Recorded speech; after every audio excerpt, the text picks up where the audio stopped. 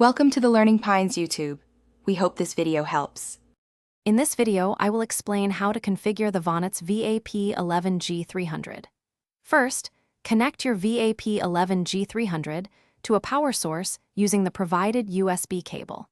Next, use an Ethernet cable to connect the device directly to your computer's Ethernet port. Ensure your computer's network settings are configured to automatically obtain an IP address for a smooth setup process. This initial physical connection is crucial before proceeding to the web interface.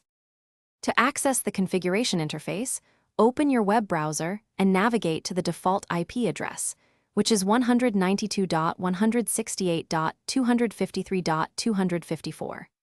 When prompted, enter the default username admin and password admin. If you encounter any issues accessing the page, a quick reset by holding the device's reset button for about 10 seconds should resolve it, restoring factory settings. Once inside the interface, you'll need to select your desired operating mode.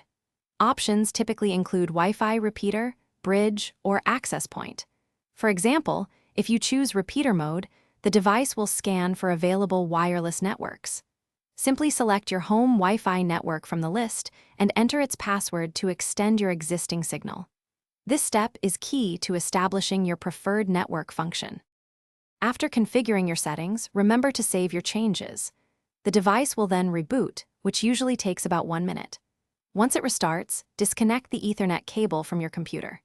Now, connect a wireless device, like your smartphone or tablet, to the new Wi-Fi network broadcast by the Vonets VAP11G-300.